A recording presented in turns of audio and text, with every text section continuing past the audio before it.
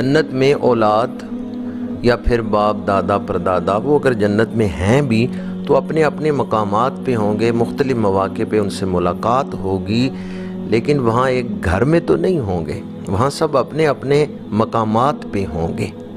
تو ایک مقام پہ اکٹھے وہاں بھی میاں بیوی ہوں گے، تو پہلا رشتہ بھی میاں بیوی کا اور جنت میں جا کے بھی پھر رشتہ میاں بیوی کا، اس لیے اس رشتے کی قدر کریں۔ قرآن پاک نے ارشاد فرمایا ہن لباس لکم وانتم لباس لہن، بیویاں تمہارا لباس ہیں، تم اپنی بیویوں کا لباس ہو۔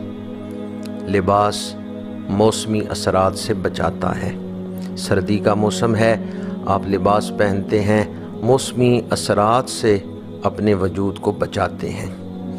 تو میاں بیوی ایک دوسرے کے لیے لباس ہیں، اس کا مطلب کیا ہے کہ نشیب و فراز میں تنگ دستی فراغ دستی، خوشی غمی دکھ سکھ، یہ جو زندگی کے مختلف رنگ ہیں، ان میں میاں بیوی ایک دوسرے کو حالات کے تھپیڑوں سے بچاتے ہیں، یہ ایک دوسرے کے لیے ڈھارس ہیں، یہ ایک دوسرے کو حوصلہ دیتے ہیں۔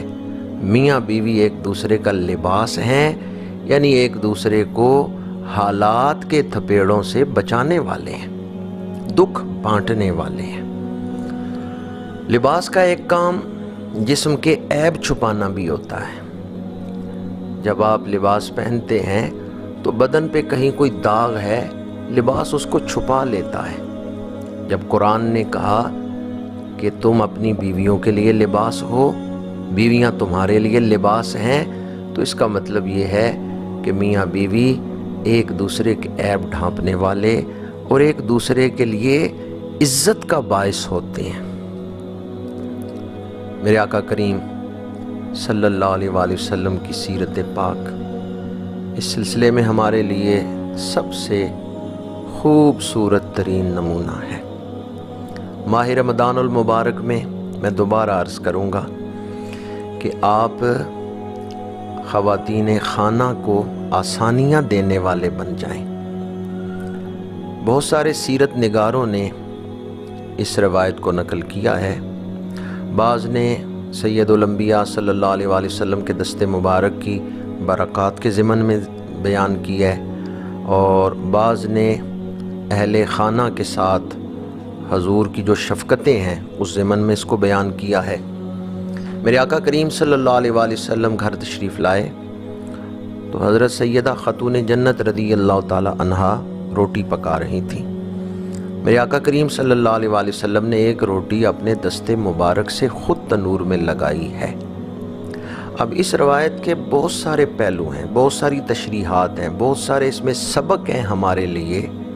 ان میں سے ایک سبق یہ ہے کہ اگر کبھی تم امور خانہ میں اہل خانہ کی مدد کر دو تو اس میں کسر شان نہ سمجھنا، یہ نہ سمجھنا کہ تمہاری عزت گھٹ گئی ہے، بلکہ یہ سوچنا کہ تم نے اپنے آقا کی سنت پہ عمل کیا ہے۔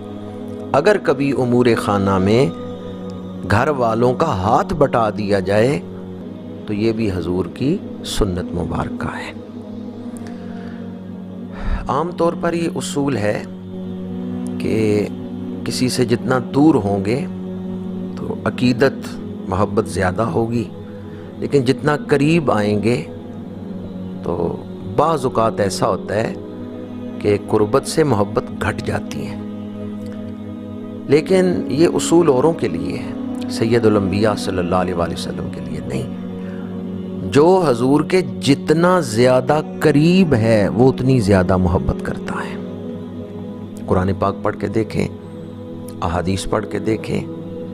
ایک موقع ایسا آیا، اللہ کریم نے فرمایا حضور کی ازواج مطہرات سے، ہم اہل ایمان کی روحانی ماؤں سے، کہ اگر تم دنیا چاہتی ہو، دنیا کا مال و متاع، تو وہ تمہیں دے دیا جائے گا، پھر تم میرے نبی سے الگ ہو جاؤ، اور اگر تم آخرت چاہتی ہو، آخرت کے انعامات، اللہ کا قرب، اللہ کے رسول کا قرب، تو پھر تم آزمائش میں صبر کرو۔ میرے آقا کریم صلی اللہ علیہ وآلہ وسلم نے ازواج مطہرات کو وہ آیات سنائیں، بالخصوص ام المومنین معلمہ اسلام حضرت سیدہ عائشہ صدیقہ رضی اللہ تعالی عنہا۔ میرے آقا کریم نے انہیں فرمایا کہ تم اپنے والدین سے جا کے مشورہ کر لو، میرے قرب میں دکھ برداشت کر کے صبر کرو گی یا دوسری صورت اختیار کرنا چاہتی ہوں۔ تو فوراً اسی لمحے ام المومنین حضرت عائشہ صدیقہ رضی اللہ تعالی عنہا نے عرض کیا، یا رسول اللہ صلی اللہ علیہ وسلم، میں سارے دکھ سارے غم برداشت کر سکتی ہوں، آپ سے دور نہیں ہوں گی، میں آپ کا قرب ہی پسند کرتی ہوں۔ میرے آقا کریم صلی اللہ علیہ وآلہ وسلم نے فرمایا جا کے اپنے والدین سے مشورہ کر لو۔ ام المومنین نے عرض کیا، یا رسول اللہ صلی اللہ علیہ وسلم، جب بات آپ کے قرب کی ہو تو پھر کسی سے مشورے کی ضرورت ہی کیا ہے؟ ہر غم ہر دکھ برداشت ہے، بلکہ ہر کانٹا بھی ہمیں پھول لگے جب حضور کا قرب نصیب ہو جائے۔ میں آپ کی خدمت میں یہ عرض کرنا چاہتا تھا کہ میرے آقا کریم صلی اللہ علیہ وآلہ وسلم کی جو ازواج مطہرات ہیں، کائنات کی خوش نصیب ترین خواتین ہیں، جن کی پاکیزگی کو قرآن بیان کرتا ہے، اور حضور کے گھر کا ماحول کیسا ہے کہ امہات المومنین کائنات کی ہر چیز سے بڑھ کے حضور سے محبت فرماتی، اور میرے آقا کریم صلی اللہ علیہ وآلہ وسلم رتبے میں کائنات میں مخلوقات میں کوئی حضور کی مثل نہیں۔ آپ سید الانبیاء ہیں، آپ خاتم النبیین ہیں، لیکن جب آپ گھر تشریف لاتے تو آپ اپنے اہل خانہ کے ساتھ ان کے درجے کے مطابق نرمی فرماتے، شفقت فرماتے، اور جس طرح میں نے ابھی حدیث سنائی کہ اپنے ہاتھ سے ایک روٹی حضور لگا رہے ہیں اور امت کے لیے نمونہ بنا رہے ہیں۔ اس لیے میرے آقا کریم کی حدیث پاک ہے، خیرکم خیر لأہلہ، تم میں اچھے لوگ وہ ہیں جو اپنے گھر والوں کے لیے اچھے ہیں۔ آخر میں دو پیغام آپ کی خدمت میں عرض کرنا چاہتا ہوں تاکہ گھریلو ماحول پرامن ہو اور خوشگوار ہو۔ ایک تو اس بات کو یاد رکھیں، میرے آقا کریم صلی اللہ علیہ وآلہ وسلم کا فرمان ذیشان ہے، جس نے ایک گھر کا امن برباد کیا اور میاں بیوی میں غلط فہمی ڈالی، لڑائی کروائی، جدائی ڈالی، وہ ہم میں سے نہیں ہے۔ اس لیے ہم سب کو چاہیے کہ ہم گھروں کو جوڑنے کی بات کریں، دلوں کو قریب لانے کی بات کریں۔ دوسری بات،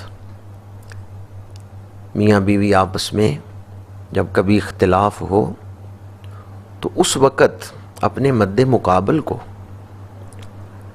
یہ دنیا داری کی نظر سے نہ دیکھیں کہ کس کی بیٹی ہے اور کس کی بہن ہے، ہم عموماً یہی دیکھتے ہیں۔ یہ بھی دیکھیں کہ جو میری بیوی ہے یہ امتی کس کی ہے، یا بیوی دیکھے کہ جو میرا خامد ہے یہ امتی کس کا ہے۔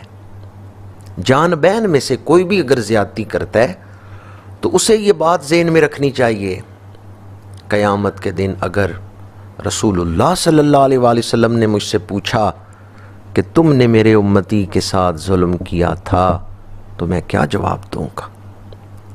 اگر جان بین میاں اور بیوی دونوں اس بات کو ذہن میں رکھیں، جب نکاح ہوا تھا تو خطبہ نکاح بھی پڑھا گیا، ایجاب و قبول شریعت مطہرہ کے احکامات پورے کیے گئے، وہاں ایمان سبب بن رہا تھا اس تعلق کا۔ تو اللہ کا خوف، رسول اللہ کی نسبت اگر یہ ذہن میں رہے، خامد اپنی بیوی کو بولتے ہوئے ذہن میں رکھے یہ حضور کی امتی ہے، بیوی خامد کو جواب دیتے ہوئے یہ ذہن میں رکھے یہ رسول اللہ کا امتی ہے، تو پھر گھر کا ماحول خوشگوار ہوگا، پرامن ہوگا۔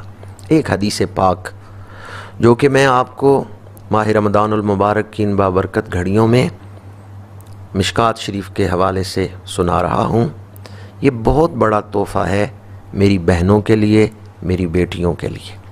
اگر اس کو ذہن نشین کر کے اس پر عمل کریں گی تو 2 جہانوں کی سعادتیں وہ اپنی جھولی میں ڈال لیں گی۔ میرے آقا کریم صلی اللہ علیہ وآلہ وسلم کا فرمان ذیشان ہے، المرأۃ اذا صلت خمسہا وصامت شہرہا واطاعت بعلہا واحسنت فرجہا فلتدخل من ای ابواب الجنت شاءت۔ جس عورت میں 4 خوبیاں ہوں، پنجگانہ نماز ادا کرے، ماہ رمضان کے روزے رکھے، اپنے خاوند کی اطاعت کرے اور اپنے کردار کو پاکیزہ رکھے، وہ جس دروازے سے چاہتی ہے جنت میں داخل ہو جائے، اللہ نے اس کے لیے جنت کے 8 دروازے کھول دیے۔ یہ 4 کام اگر آج میری بہنیں بیٹیاں اپنا لیں تو ان کا گھر امن و سکون کا گہوارہ بن جائے گا اور اخروی سعادتیں بھی اللہ انہیں عطا فرما دے گا۔ پہلا کام پنجگانہ نماز، دوسرا کام ماہ رمضان المبارک کے روزے، تیسرا کام اپنے خاوند کی اطاعت، اس کی عزت، اس کے مال، اس کی آبرو کا خیال رکھنا۔ اگر کبھی خاوند سے شکایت ہو تو رات مصلی بچھا کے اپنے رب کی بارگاہ میں عرض کریں، پروردگار میرا خاوند تیرا بندہ ہے، تو اس کے دل میں فلاں بات ڈال دے، اپنے رب کی بارگاہ میں عرض کریں۔ ہمارے ہاں بعض بیٹیاں بہنیں اپنے میکے میں شکایت کرتی ہیں، پھر میکے والے سسرال میں آ کے شکایت کرتے ہیں، 2 کی لڑائی 100 کی لڑائی بن جاتی ہے۔ تو اگر میری بہنیں بیٹیاں اپنے خاوند کی شکایت میکے نہ کریں بلکہ مصلی بچھا کے رب کی بارگاہ میں عرض کریں، یہ تیرا بندہ ہے، تو اس کے دل کو بدل دے، تو اس کے دل میں نیکی ڈال دے، تو اس کے دل میں فلاں بات ڈال دے۔ تو تیسری چیز اطاعت بعلہا، چوتھی چیز احسنت فرجہا، جس عورت نے اپنے کردار کو پاکیزہ رکھا، فلتدخل من ای ابواب الجنت شاءت، اللہ کریم نے اس کے لیے جنت کے سارے دروازے کھول دیے۔ اللہ تعالیٰ میری ماؤں، بہنوں، بیٹیوں کو دارین کی سعادتیں عطا فرمائے اور ہمیں اپنی بہنوں بیٹیوں کی دینی تربیت کی توفیق عطا فرمائے۔ حقیقت یہ ہے کہ قومیں ماؤں کی گود میں ہی پروان چڑھتی ہیں۔